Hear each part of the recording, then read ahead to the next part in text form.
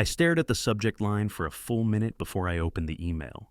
I'm Caleb Mercer, lead systems architect, or I was until 2:14 p.m. Your services are no longer required. No greeting, no name. Just that one line sitting in the middle of a blank screen like someone had erased me with a keystroke. I was still wearing my Quantrex badge, still had Slack open, still had 3 unread Jira tickets and a cup of coffee gone cold beside my keyboard. 12 years gone in 11 words. I didn't scream, didn't reply, just sat there blinking in the soft blue light of my laptop, watching the cursor pulse like a flatline. It was a Thursday, late February, rain tapping the window of my apartment like it had nowhere else to be, and me sitting cross-legged on the couch in sweatpants I'd outgrown, trying to make sense of the fact that I didn't work there anymore. Quantrex Dynamics had been my life, not a job, not even a career. A mission. I joined in 2012 with a ThinkPad, a folder of half-tested scripts, and a stupid amount of belief that cloud infrastructure could change the world.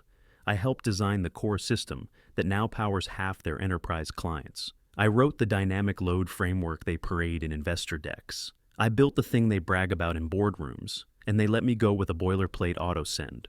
No call, no warning, no thank you. Just a digital shove out the side door. For the next hour, I sat there doing nothing. I didn't shower, didn't eat, just scrolled through old emails looking for some clue, a breadcrumb, something to explain how I went from being the guy who saved Q4 to a ghost they couldn't bother to name. At 4:13 p.m., the Slack notification bell chimed. I clicked it instinctively, then remembered my account was locked. The workspace had already revoked my access. I was staring at a screen I no longer belonged to. I should have seen it coming. The company had gotten colder in the past year. Graham Winslow, the CEO, stopped showing up to tech stand-ups. Product decisions felt more like marketing plays. HR started using words like realignment and strategic growth, which is corporate speak for we're about to sell. Still, I didn't think I'd be the one cut. My team depended on me. My code was still running in prod. They didn't even let me off board. Just delete. At 7 p.m., I got a text from a junior engineer on my old team. It just said, "Hey, saw the news. You okay?" I lied, said I was fine, that it was mutual, that I was exploring other options. And then I made the mistake of opening LinkedIn. Graham was trending, so was Quantrex. And buried halfway down a Tech Ledger article, this line stopped my breath. Quantrex Dynamics is expected to finalize its $600 million merger with Apex Innovations next quarter, pending full IP review. IP review. I read that line 5 times. I had written the system architecture that handled the company's dynamic optimization code, so core they once gave me a $4 Starbucks card and an extra PTO day to celebrate its launch. They were selling the company, and they'd fired me a week before closing. My first thought wasn't revenge.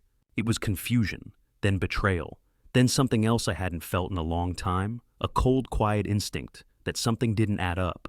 You don't fire the guy who wrote your base infrastructure 2 days before due diligence, unless you think you don't need him anymore, unless you think you've already taken everything he built, or unless you don't know what he still has. That was the moment I stopped feeling fired and started feeling dangerous.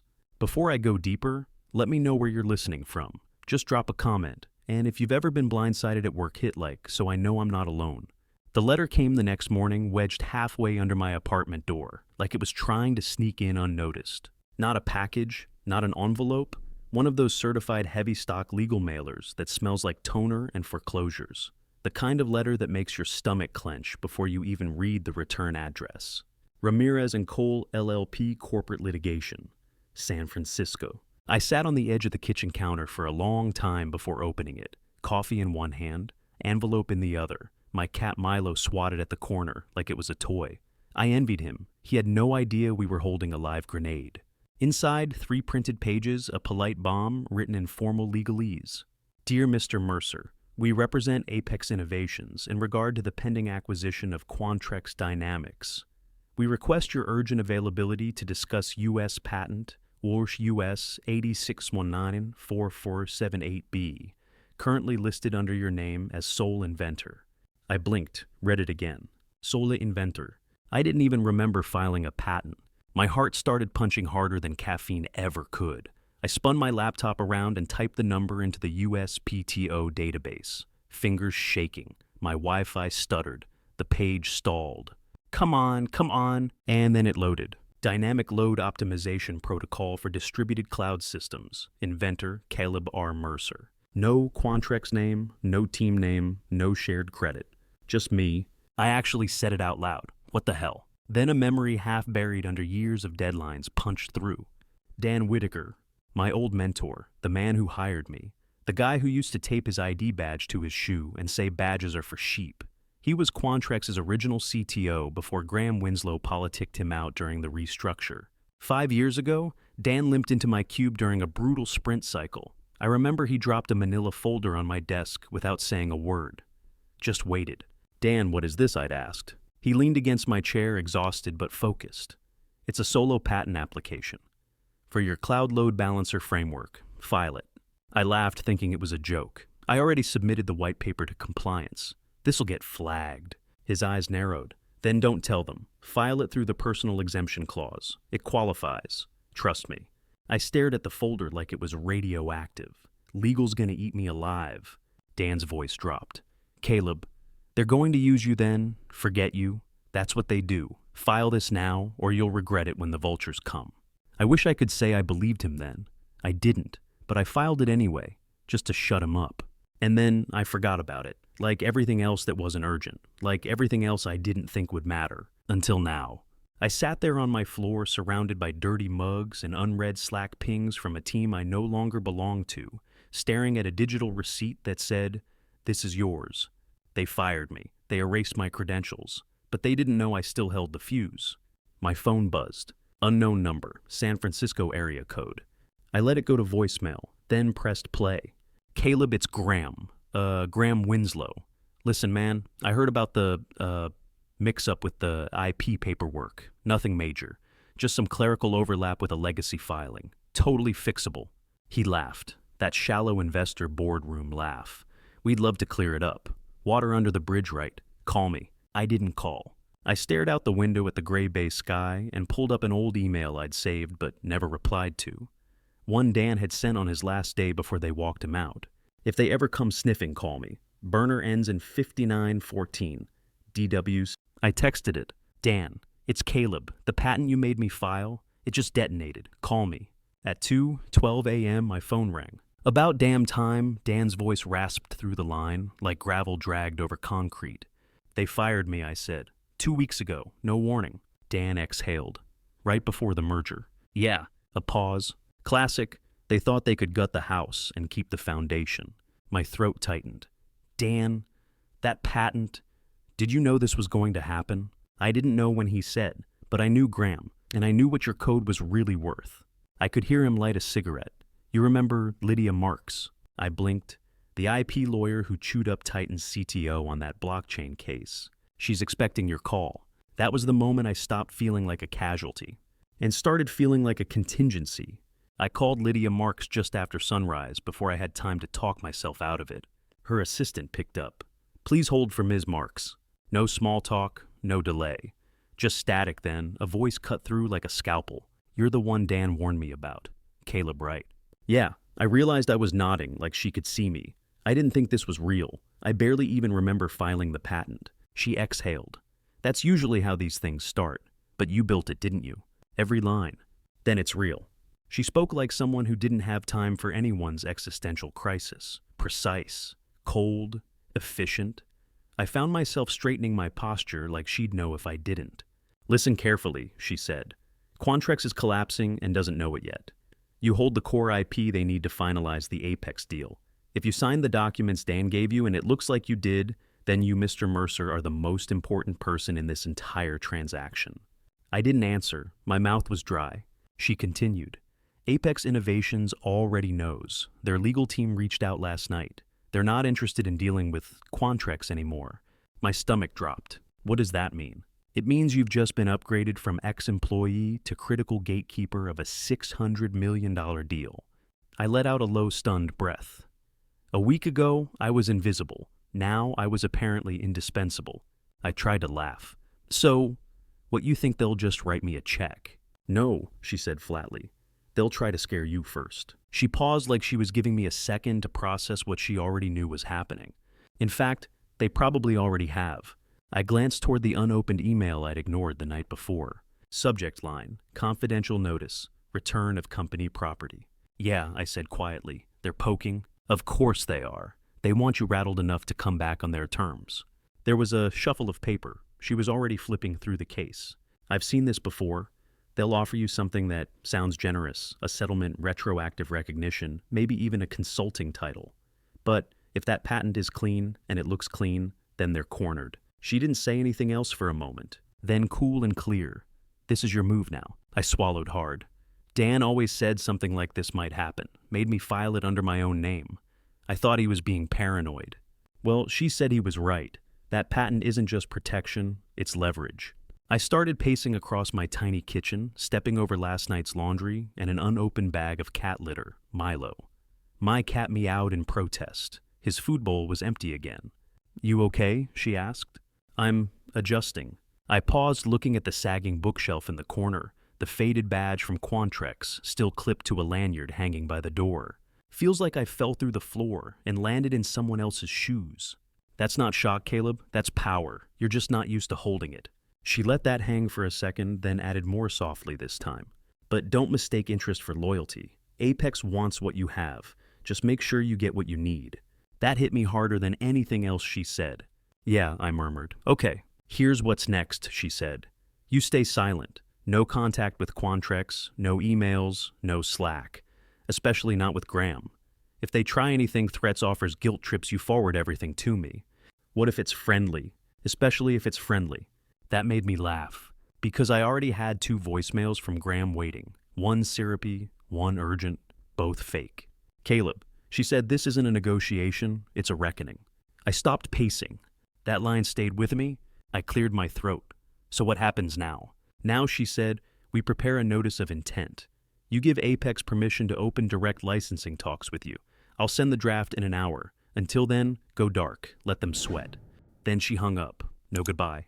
I stood there for a minute, still holding the phone, still trying to decide if what I felt was dread or adrenaline. They erased me. Now they were about to remember me. My laptop chimed. Slack. New message from Priya Shah. Hey, can we talk? Mason asked me to reach out. Of course they'd send her. Priya, the one who stayed up with me, debugging that launch in Tokyo. The one who smuggled my laptop into ICU so I could push a hotfix when Mom was dying. They'd picked someone I'd never ignore. I just stared at the message. The hook was baited. Priya's Slack message sat on my screen like a trap disguised as nostalgia. Hey, Mason asked me to reach out. Can we talk just off the record? I hadn't seen her name in months. Not since the Tuesday I was cut loose without warning. She was one of the few who didn't ghost me right away. But even then, her final message was a single line. I'm so sorry. I didn't know. Now she wanted a conversation, off the record. I stared at the blinking cursor in the reply box, then clicked away. Let it sit. Lydia's voice echoed in my head. If they reach out now, it's not personal. It's panic. The next morning, I got an email from Apex's in-house legal. Not a recruiter, not a general inquiry. Direct. High priority. Subject re-IP ownership inquiry. Exclusive licensing exploration. Body, Mr. Mercer. We're aware of patent filing US 8795-44 on 321, listing you as sole inventor. We're prepared to discuss licensing and strategic alignment options. Please advise availability for confidential consult. Lydia forwarded it 5 minutes later with one line, it begins. We met on Zoom an hour later. She was sipping something green and lethal looking from a glass bottle and wearing a hoodie that read, Clause 9.7 is my love language. Listen, she said, you don't reply to Priya, not yet. Let them sweat.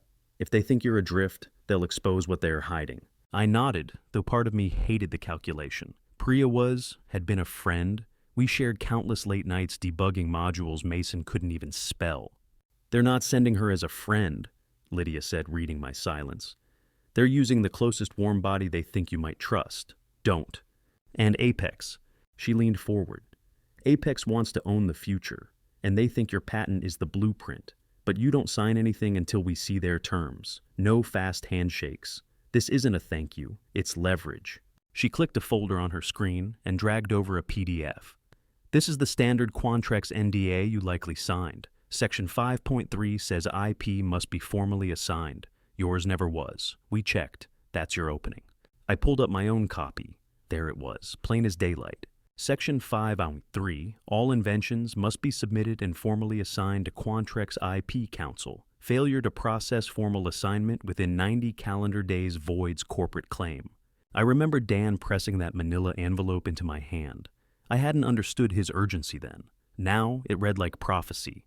I hovered over Priya's message again. My chest tightened. What would she say if I called? Would she apologize or defend them? "You need to decide something," Lydia said. "Are you protecting an old friendship or the years they took from you?" I didn't answer, not then. Instead, I opened a new browser tab and scanned Apex's executive roster. One name jumped out: Nadine Carter, their chief technology officer. Formerly of Darien Cloud Systems, she'd been known for poaching under-leveraged engineers and quietly dismantling monopolies. I remembered something Dan once told me during a code review. Real power doesn't knock, it reroutes traffic. Apex wasn't knocking, they were coming through the wall. That night I didn't sleep. My inbox lit up at 11:42 p.m. Another message from Priya. "Caleb, please. They're scared.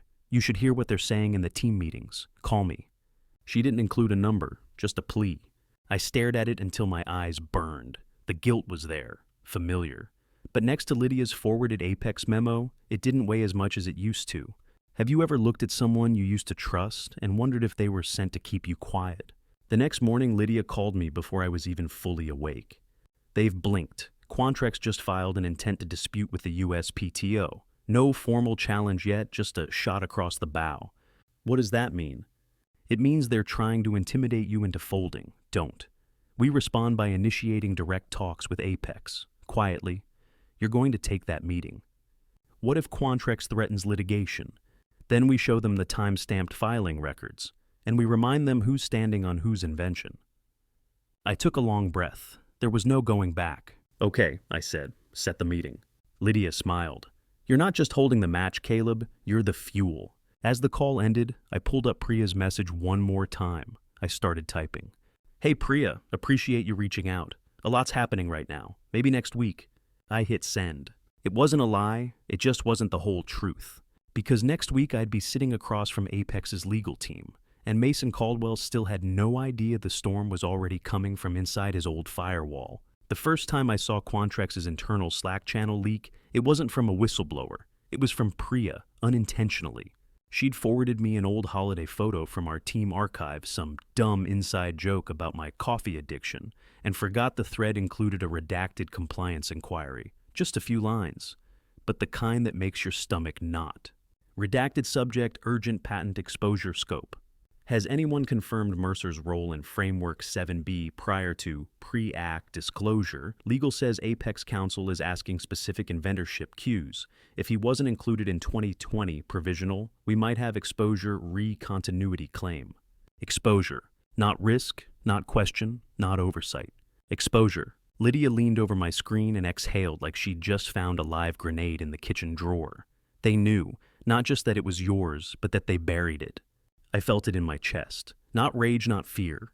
Precision. The kind you only get after being gaslit for years and finally finding the receipts. We were in her office by then, a sleek glass corner on the 18th floor that somehow still smelled like fresh paper and lemon cleaner. She poured coffee from a thermos instead of the office pot, which told me everything I needed to know about how she worked. "They're scrambling, Caleb. That Slack confirms it." I nodded slowly. "What's our next move?" She didn't answer right away, just stared out at the skyline like she was weighing which skyscraper to set on fire first. "We do nothing." I blinked. "What? No emails, no calls, no response? You go dark." That scares them more than outrage ever could.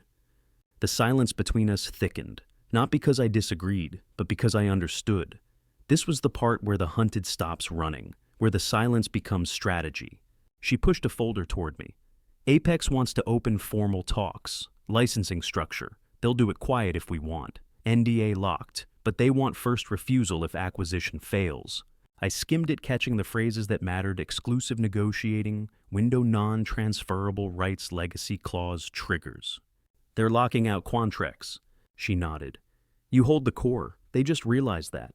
My phone buzzed. Unknown number. I let it die. Another buzz. This time a voicemail. I didn't listen. I looked at Lydia.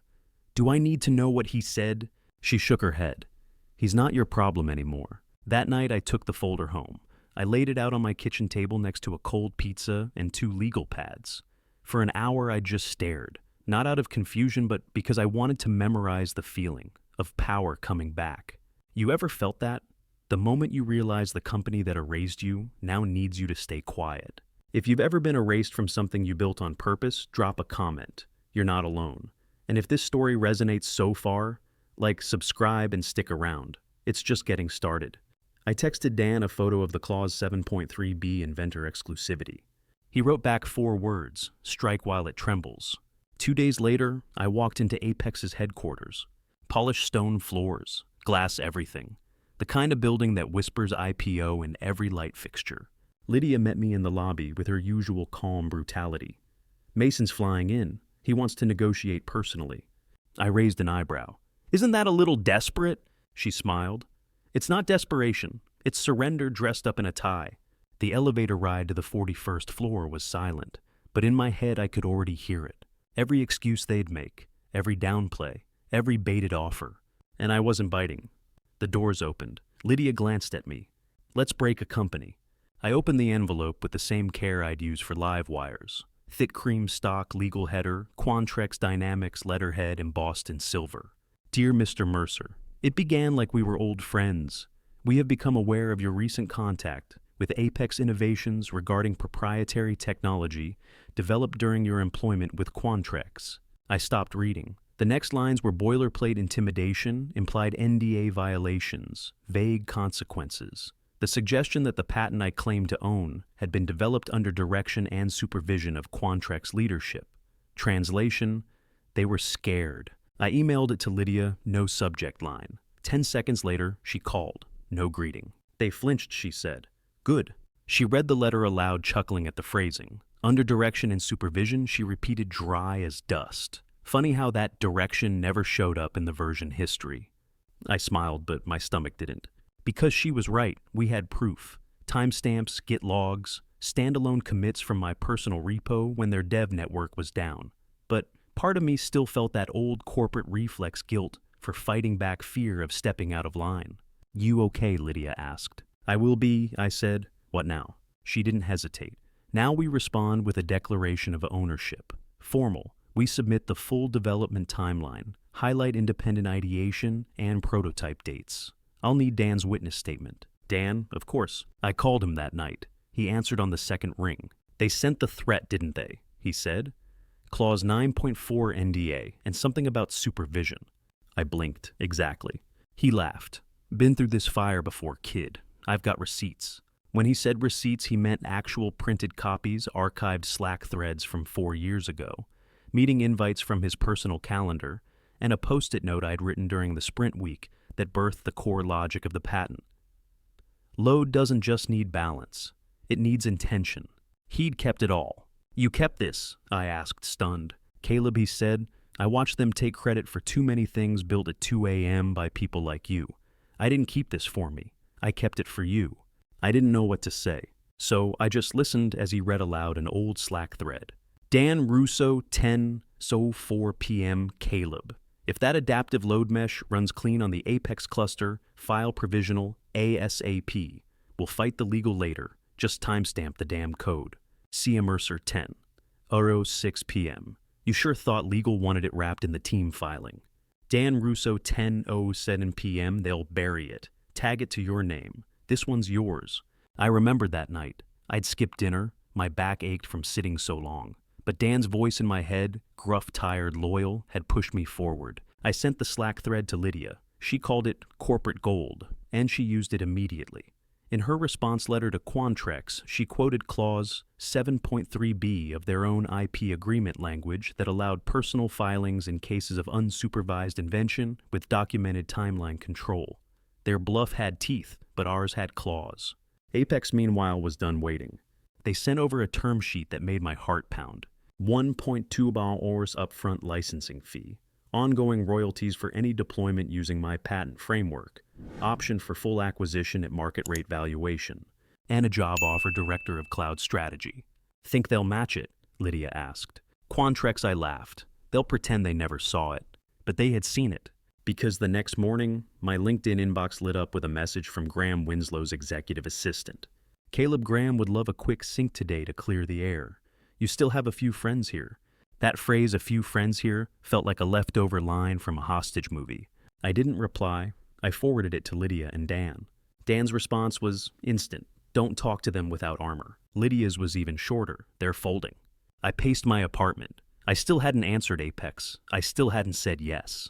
Why? Because deep down, I still felt like the guy they fired with no meeting, no handshake, no closure. The part of me that still ate microwave noodles out of a coffee mug needed to hear them say it, that they knew what they'd done, that they understood who they'd underestimated.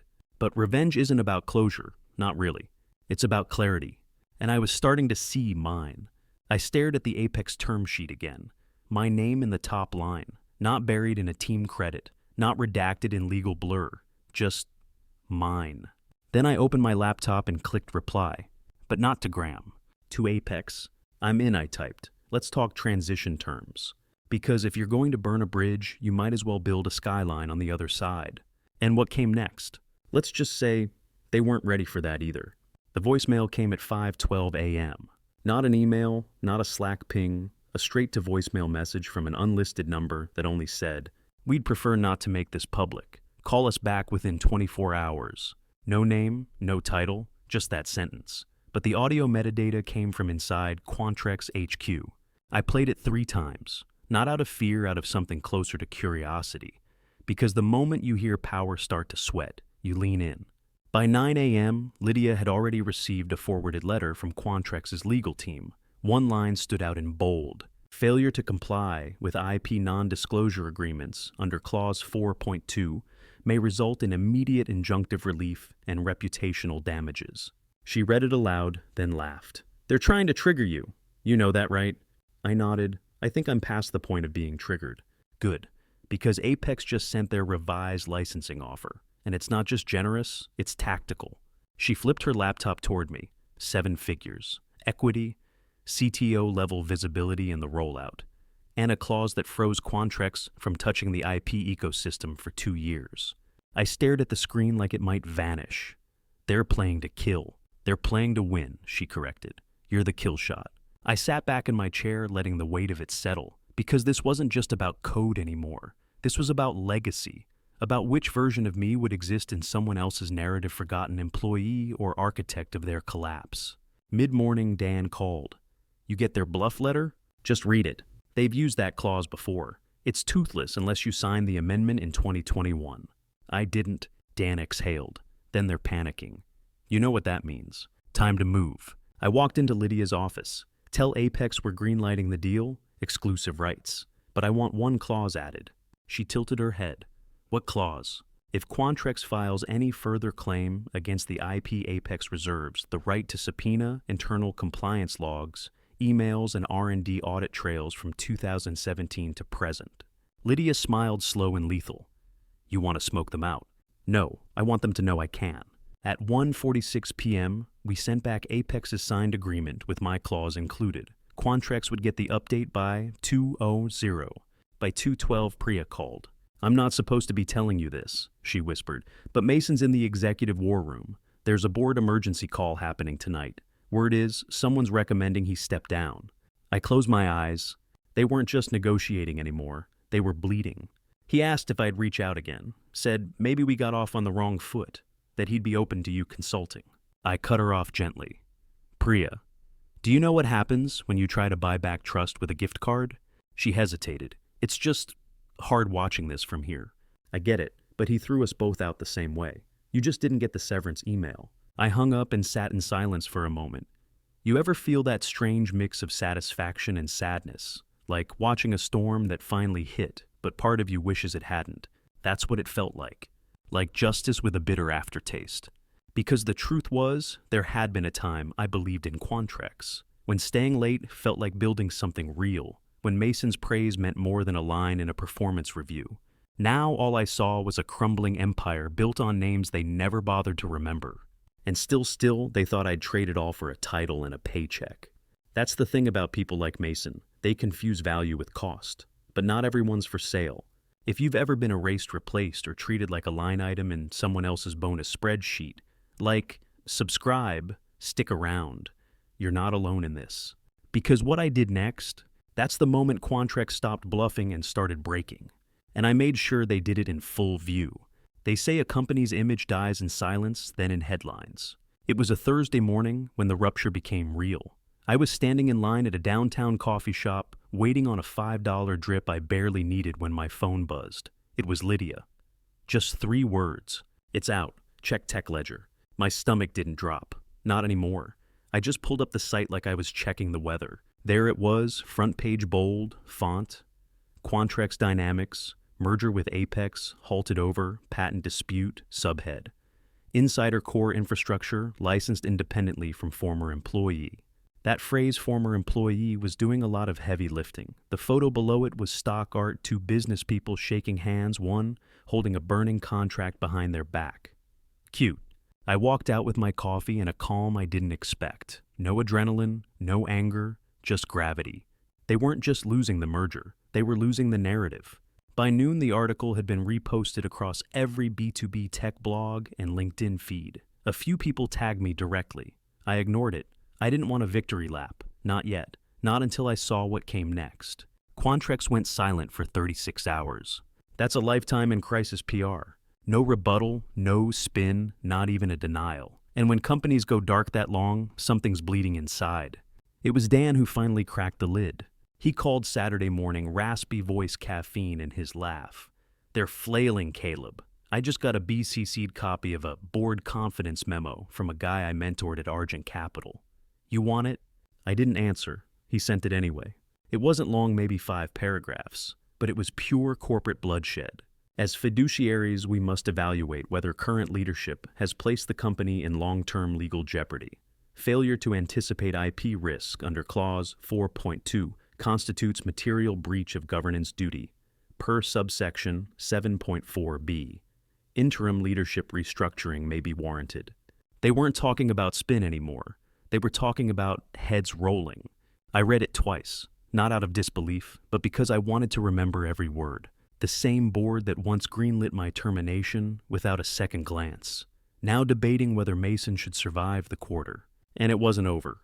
That night I got a Slack message from a number I didn't recognize. No name, just this. They're pulling the Q2 forecast. Mason's panicking. Just thought you should know. A minute later, it disappeared, vanished, retracted or deleted. But it was enough. I closed my laptop and stared at the wall for a long time. You ever have one of those moments where you realize you're no longer chasing a win? You've already passed it. Now you're just watching the aftershocks. I hadn't said a word publicly. I hadn't posted a single tweet. I didn't need to. Quantrex was doing the talking for me. By Sunday, TechCrunch posted a follow-up, quoting an anonymous board source. The company failed to secure exclusive licensing of its own foundational tech. That's not just a paperwork error. It's a strategic failure. And below that, a line I didn't expect. Apex Innovations declined to comment, but confirmed it had reached a direct licensing agreement with the patent holder, Caleb Mercer. That was the first time my name had appeared in national tech press. And somehow, it didn't feel triumphant. It felt like exposure. Not unwanted, just unshielded. There's a certain clarity that comes when you realize they can't pretend you don't exist anymore. No more erasure, no more invisibility, just light. But that light burns in every direction. I called Lydia Monday morning. What happens next? She didn't sugarcoat it. You've got leverage, but now you're a target. They'll try to reframe you as unstable, disgruntled, rogue. I paused. Should I respond? No, she said flatly. You don't defend the truth. You stand on it. She told me to keep eyes forward. Let the next move be a product announcement, not a protest. Build something, Caleb, she said. Let your work be the last word. And just as I was about to hang up, she added, Oh, and expect a call. Someone from Quantrex is trying to schedule a casual reconnect. Block it. I laughed. Who? She didn't even pause. Mason, probably from his personal number. I didn't laugh then. Just sat there thinking how poetic it was that the man who'd ghosted me with a single sentence was now scrambling for my calendar. The same man who signed the kill order on my job was now pleading for access. Sometimes justice doesn't roar. Sometimes it just arrives on a weekend push notification. And yet somewhere under the satisfaction, there was something else stirring. Not guilt, not pity, but a sense of how fragile the whole thing really was. One signature 5 years ago had changed everything. Dan once told me, power doesn't announce itself, Caleb. It just stops asking permission. And now finally I had stopped asking. I was no longer the guy locked out of the building. I was the guy rewriting the blueprints. But this wasn't the end. Quantrex wasn't going down without a last play. And whatever it was, they were already preparing it. They didn't call, they didn't email. Quantrex sent a courier. 7:42 a.m. Saturday morning. I opened my apartment door to find a man in a blue jacket holding an envelope and a clipboard. He didn't say a word. Just waited for a signature, handed me the envelope, and turned back down the hallway. The logo on the return address was familiar: internal legal, not external counsel. That alone told me something. Inside, a 6-page letter titled, Notice of Misappropriation, Risk and Confidentiality Clarification.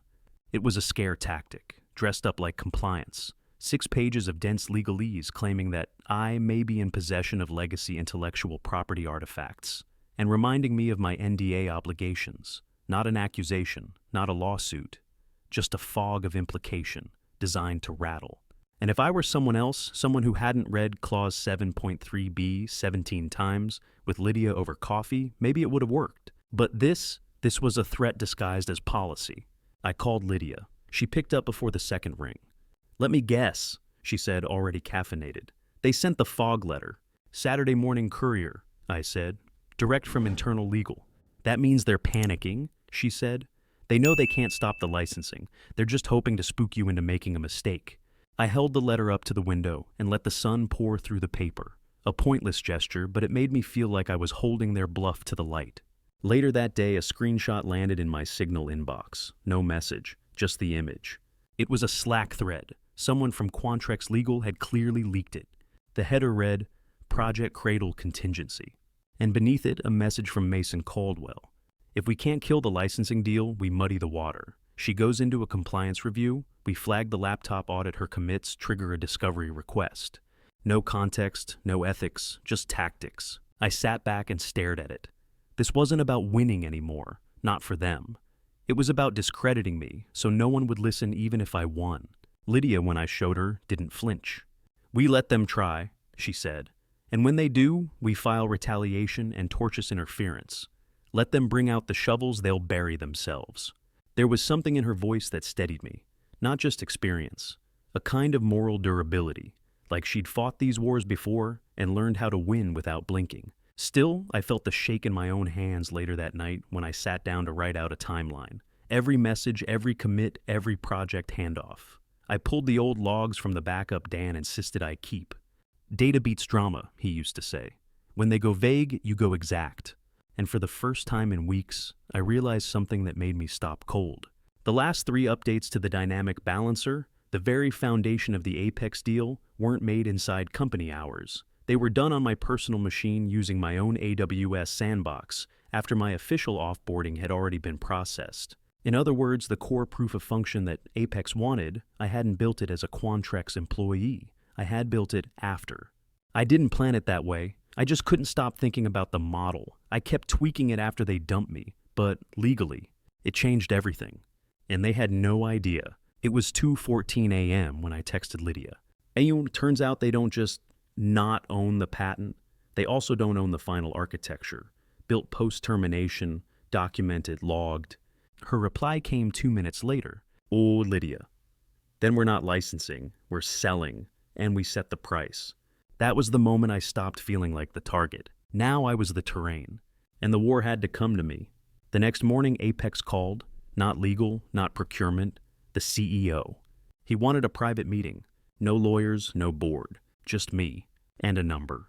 The Apex CEO didn't send a car, just a calendar invite with a floor number and a 5-word subject line, let's talk, no legal present. I wore the same Navy sport coat I'd used for my last on-site interview at Quantrex 5 years ago. It still fit barely, but this time, it didn't feel like armor. It felt like I'd finally stepped into something that belonged to me. The building overlooked the Embarcadero, all glass and restraint. A receptionist with earbuds barely looked up before gesturing me toward the elevator. 20th floor, private conference room, quiet. And there he was, Wesley Kwan, Apex's CEO. Gray hair, high-collared zip sweater, the kind of guy who didn't fake politeness because he never had to. His handshake was firm, but not performative, and his eyes, all analyst. Calculating everything, including how far I'd come to sit across from him. "Caleb Mercer," he said. "You've had quite a month." I didn't respond, just sat. Let the silence stretch. He smiled like he respected that. "We've reviewed the full legal chain filings, revisions, timestamps, sandbox commits. You're not bluffing. That patent's bulletproof. You wrote the spine of what Quantrex was selling. Their pitch to us unraveled because of your name." He paused. Not dramatic, precise. "We want it." He didn't blink, didn't bargain. "We also want you."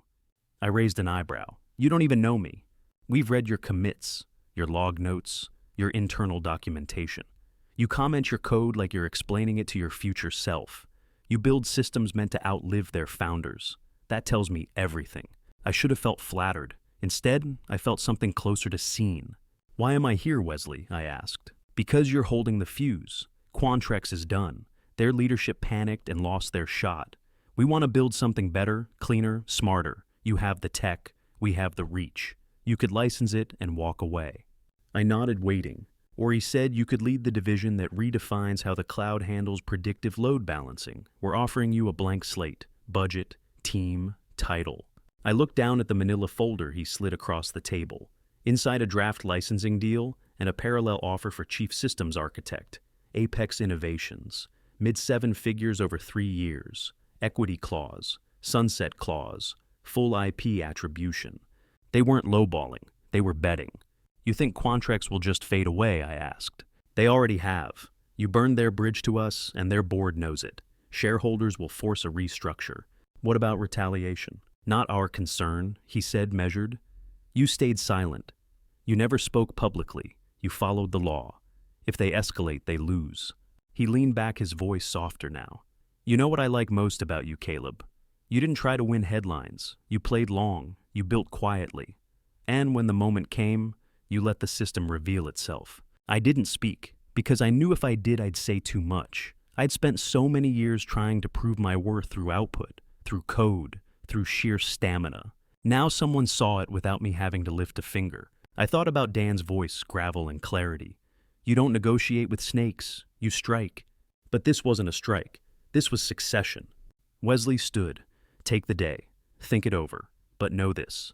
We want your name on the foundation, not hidden in the footnotes." As I walked back toward the elevator, the bay caught the morning sun like a mirror. I pulled out my phone, opened my calendar, stared at the blank week ahead. I had spent years surviving sprint deadlines and leadership gaslighting, but this felt like choice. And I hadn't felt that in a long time. 3 days after I signed the Apex offer, the first headline dropped. Quantrex board demands internal IP review after failed merger. By the end of the week, it had escalated to congressional buzzwords like compliance irregularities, licensing misrepresentation, and pending shareholder litigation. It wasn't just public, it was viral. Quantrex's biggest bet had imploded on the one thing they thought they owned: me. The morning it broke wide, I was on the 6th floor of Apex HQ running early-stage whiteboard sessions with my new team. Not one line of code yet, just architecture strategy and vendor redundancy mapping. My kind of calm. Midway through the meeting, Lydia texted me a link in one line, page 14, paragraph 3. Read slow. It was an SEC disclosure update. The section: in Q1, Quantrex Technologies failed to properly secure intellectual property rights associated with its flagship LoadWeaver framework. The patent, now verified to be independently filed and held by a former employee, was not disclosed during merger due diligence. I felt nothing at first, just a steady breath. Then a weight I didn't know I'd been carrying slipped off. Quantrex wasn't just embarrassed, they were exposed. And Mason Caldwell, gone, quietly removed from the board, replaced by interim counsel pending internal review. Industry code for fired under sealed NDA. But the part that hit hardest wasn't public. It came through my LinkedIn inbox at 1:17 a.m. from someone I hadn't heard from in years. Jessica Holt, Quantrex legal associate. We were interns together once. "Caleb, I'm not sure if you'll read this. I debated even sending it, but you should know. After the Apex deal was called off, everything shifted. Mason said some things about your departure that don't add up. Legal's scrambling. No one can trace the original compliance clearance on your IP. Honestly, some of us always knew you built that framework from scratch. You were the only one who stayed after 10 p.m. You deserve whatever you've got now. Just be careful. They're furious and scared. Jess, I didn't reply because I didn't need to. The revenge wasn't in the headlines or the panic or the sudden silence from people who used to copy me on everything. It was in the fact that I didn't chase any of this. I just protected what was mine. I remembered sitting in that Oakland apartment 2 months ago, eating Cheerios out of a chipped mug, my inbox empty. My confidence eroded. I thought that moment was the bottom. It wasn't. It was the turning point. Lydia called that evening voice as crisp as ever. They're going to offer a settlement, she said. PR cover, quiet apology, maybe a 6-figure token. I laughed. They're $20 million too late. She chuckled too. That's what I said. And then she added almost gently, "You did it, Caleb. Most people don't get this far. Most people give up. You didn't." For a second, I didn't know what to say. Not because I didn't believe her, but because maybe I finally did. All this time, I thought I needed to be seen. Turns out, I just needed to stop letting other people define what I was worth. I looked out the window of my office at Apex, bay lights, quiet hum of servers in the background, my team wrapping up for the day. No tension, no claws out. Just future? I still think about Dan sometimes, that folder he dropped on my desk, that line he said with the half smirk, "You don't wait for the house to burn to buy a fire extinguisher." He wasn't wrong, but he also wasn't there for what came after, because now the fire's out, and I get to decide what gets built in its place. The view from my new apartment doesn't overlook a skyline or a bay or anything you'd frame for a brochure. It's a quiet stretch of neighborhood in Santa Rosa, a couple of red maples, a worn bench near the mailboxes. Some mornings I sit out there with a real mug, not the old chipped one from Oakland, and drink my coffee slowly. Black. No sugar. Just heat and clarity. I used to think power looked like corner offices, fast badges, and exclusive Slack threads. Now I know it's something quieter, something like peace. Apex offered me the full title Chief Systems Architect Global Division. I said no. We settled on something smaller, just my name on the patent, a long-term consulting contract, and a 2-year break clause I can activate whenever I want. I don't work weekends anymore. The weirdest part of this whole journey, it's not that I won, it's that I stopped needing to. For years I thought I had to prove something, to Mason, to Quantrex, to the ghosts of every VP who smiled in meetings and signed pink slips behind closed doors. But now, I just build what I want to build. Not out of defense, but direction. I still remember the first week after getting fired, sitting in that apartment hunched over a job board, wondering if I'd wasted my life chasing a system that would always spit me out. I looked at roles that demanded 10 years of experience for entry-level pay, job posts asking for startup energy, recruiters who never responded. That version of me, I barely recognize him. Not because I've changed, but because I finally remembered who I was before all of it. Dan once told me something after a brutal systems audit when we were pulling an all-nighter and everyone else had ghosted. He said, "You're not here because they let you be. You're here because you earned it. Don't forget that." I did forget it. But this whole war, this mess with the patent, the NDA, threats the lawyers, and headlines, it wasn't about revenge. It was about remembering. There's something oddly satisfying about watching a company try to reassemble its own disaster without you. You stop carrying their shame. You stop mistaking their silence for your inadequacy. They never deserved your best. They just expected it. Now, I give my best to people who see it for what it is, who pay for it, who don't need to be reminded that systems don't build themselves.